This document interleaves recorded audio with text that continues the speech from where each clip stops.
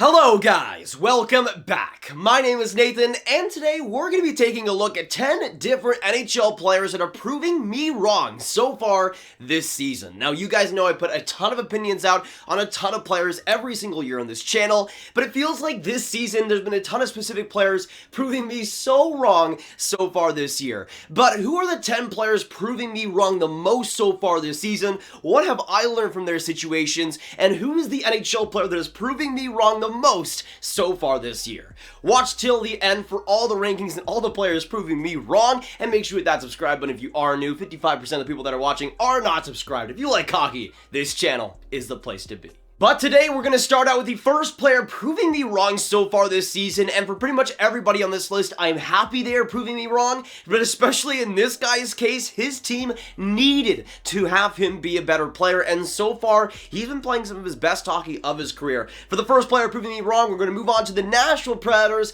and first up, we're going to talk about Matt Duchene. I don't really see many people talking about Matt Duchene and his resurgence so far this year. At age 30, he right now in 19 games has 12 goals, 8 assists for 20 points. And a big reason for that is because he's actually playing a lot of wing instead of center for Nashville. He's on the right wing with Mikael Granlund right now and has had some great synergy with him and some others, especially on the Preds top 6, and has really played a lot more confident and a lot more just complete as a player, which is great to see for the Preds, especially with how much they're paying Duchene. But if we compare Duchene's stats this year to last, he has 12 goals so far in 19 games, but he had 13 points in 34 games last year. He almost has as many goals as he had points last season already so early into the season, and he has been just an absolute revelation. I mean, both Mikael Granlund and Matt Duchene have been wonderful, but Matt Duchene is a lot more surprising. Before this season, I was calling for Nashville to just solve their center issues because it was widely apparent.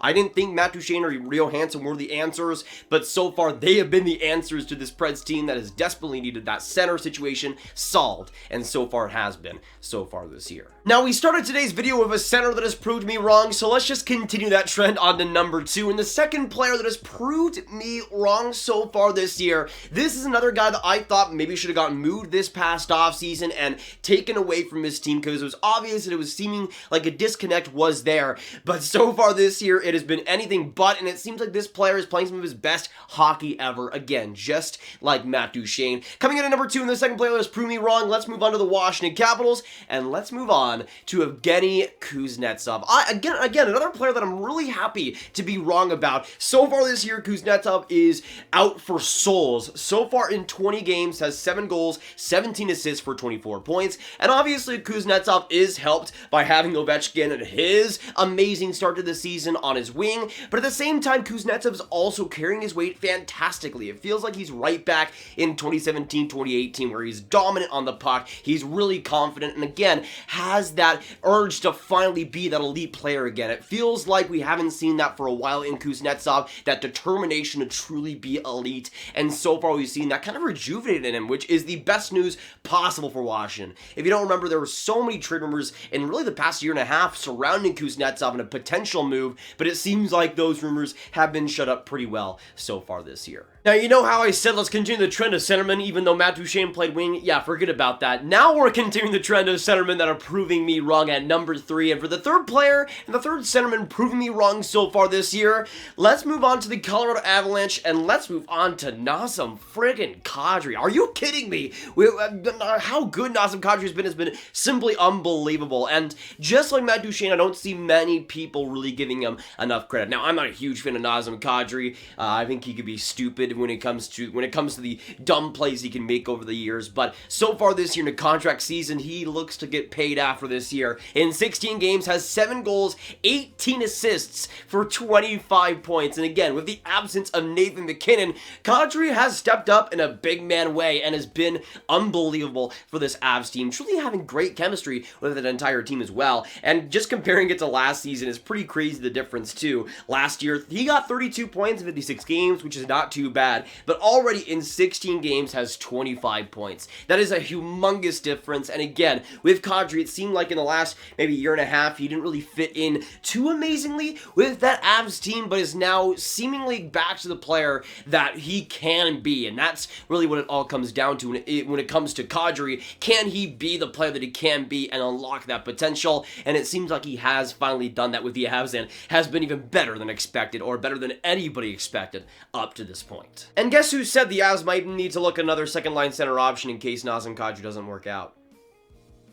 Take your time. But now let's move on to the fourth player proving me wrong so far this year, and let's move on to a goaltender. Next up, coming from the Pittsburgh Penguins, and next up coming with Tristan Jarry, a player that's proven me and a ton of other people wrong, and it mostly came from the playoffs last year that I was kind of unconvinced when it came to Jarry and his future with the Penguins. I honestly thought that they might have made a move this offseason to get somebody more concise and more dependable, and I felt like if they kept Jarry and DeSmith might just claim that starting net truly for the Pens and lead them maybe into the future, but it's been the exact opposite, and so far Jarry has had a pretty fantastic season, a 2.03 goals against average and a 933 save percentage. He has been absolutely unreal, and compare that to a 909 save percentage and a pretty awful playoffs last season. It's great to see Jarry prove me wrong a ton and be back kind of to that early season or early career Pens level that we all know and love from him. He was solid a couple of years back, lost his way, but seems to be back at that great level. Now let's move on to the fifth player proving me wrong this season, and this is going to be the only player on this list that has actually proven me wrong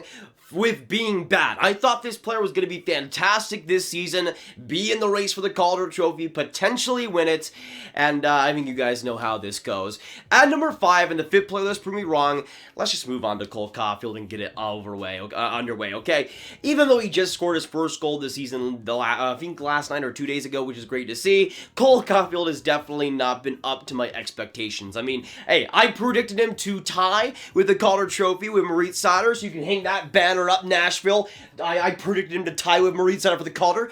Do it right now or else I will sue you. But with Cole Caulfield, I expected just much more consistency from him, and after the great playoffs he had, I thought he would be at least okay in this regular season, but has seemed to be pretty much the opposite of that. Obviously, we know he got sent down to the AHL. At least he was good there, but it seems like for the Habs, just overall this season, he's just been a lot less consistent, a lot less productive, and a lot less confident, which is basically what the entire team has been really since that Cup final. It's sad to see that it's carried over to Cole Caulfield's game, but here's hoping at least he can maybe make a second half that is a lot more productive than the first half was. Now let's go back to the players that are proving me right for a good reason. At number 6, we're going to go to one of my favorite teams in the New York Rangers, and let's move on to a legendarily bad take I had this last offseason.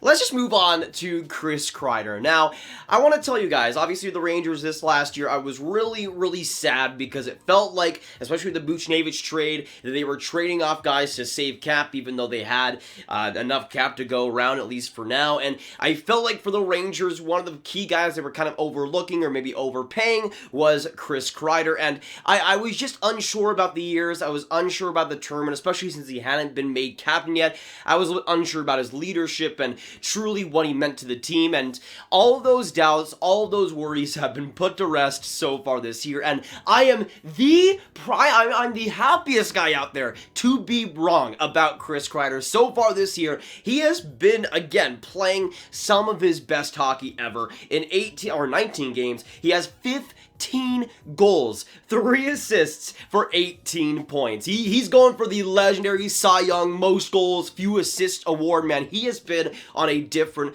level. And again, it's not just the goal scoring or the production. It's been the play and the leadership he has truly brought to the ice with this team. And under Gerard Gallant, he has absolutely thrived. Now is definitely worth that contract and has been one of the most valuable players on this Rangers team. Again, especially for all the players on this list, this is the guy that I might be the most happy to be wrong about. But next up, let's move on to a player that has proven to me wrong, but in a very good way. A player that I thought always had potential, but seemingly lost in Buffalo, but found again under Dan Granato, has been playing as a center, which is where he should have been in the first place, and has been playing much better. Let's move on to number 7 of the 7th player proving me wrong. Next up, a player included in the Ryan O'Reilly trade in in Tayge Thompson. Tayge Thompson right now has 13 points, 8 goals, 5 assists in 19 games played. How many of you guys that are not Sabres fans actually knew how well Tayge Thompson was doing this year? I don't think that many, and I feel like with Tayge Thompson, there's been a lot of under-the-radar play with him.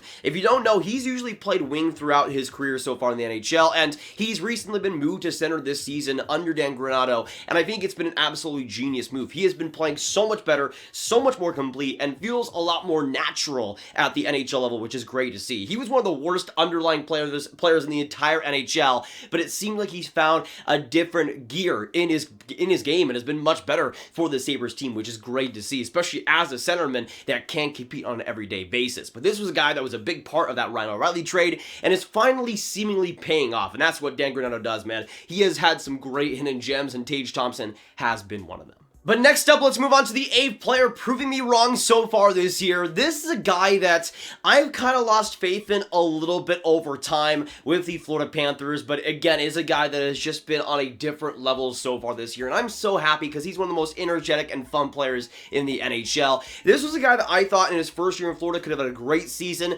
but didn't, and in his second year was even worse, and this year has seemingly found his footing once again with Spencer Knight as the backup. Let's move on to number 8, and the 8th player proving me wrong in Sergei Bobrovsky.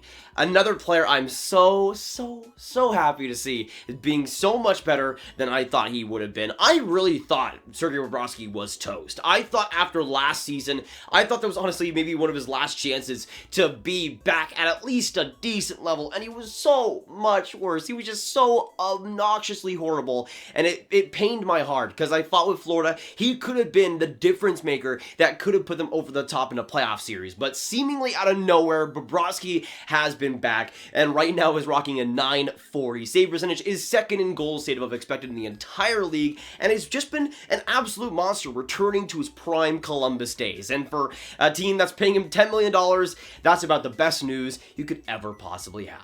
Now, speaking of high-paid players, let's move on to a player that requested a trade this past offseason, was seemingly as good as gone away from his team, but is now back in playing like an absolute beast once again. At number 9, and the 9th player proved me wrong, another player that I thought should have been moved this past offseason, didn't, and has stayed and has been great. Let's move on to the St. Louis Blues, and move on to Vladimir Tarasenko, another player proving me wrong so much this season, and so far in 19 games played, has 7 goals, 9 assists for 16 points. Personally, I thought Vladimir Tarasenko was quickly becoming one of the most overpaid players in the entire NHL. Obviously, the injury troubles, that was a big factor, and I thought with all the shoulder situations he was going through and all the injury situations and requesting a trade, there was no way, even if he played with St. Louis this year, that he would really be too effective. But, I mean, the man has definitely raised his trade value, that's for one, and is back to really being at least okay for his contract, and he has been great for the St. Louis Blues, and I think it's one of the main reasons why the offense has been much more consistent,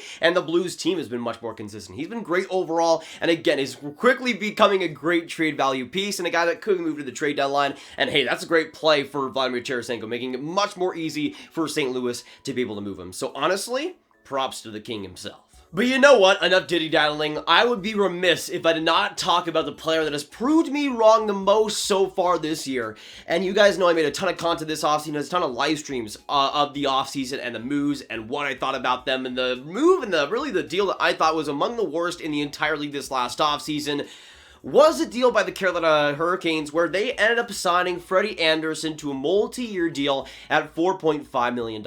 I thought it made no sense. I thought it was especially recent injury history that it could be one of the most disastrous deals the Canes would have made, and I thought there were so many better goalie options out there for them to truly solidify their goaltending as a strength rather than a weakness. And you guys know, especially Canes fans knew, I was so disappointed by the route they chose to take, but again, I am so happy to be eating all of the crow for Thanksgiving dinner today.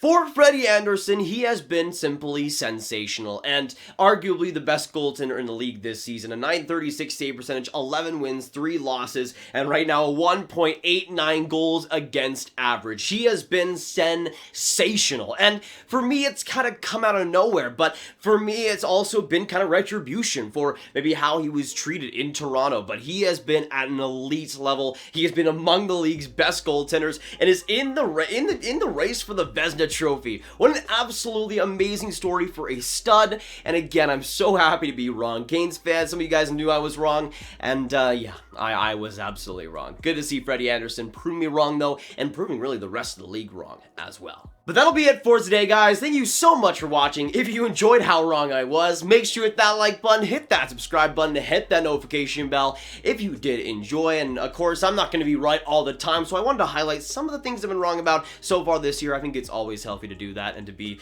as grounded as humanly possible. But again, if you did enjoy doing all that, it would be appreciated. Make sure you comment down below. What do you think about these players? Were you wrong on these players? And which player this season have you been wrong about the most? Let me know your thoughts. Make sure you share this video with your friends, get it out there, and click on this card for all my hockey rankings content right on one playlist. My name is Nathan. Have a great day, and I'll see you in the next one. Goodbye.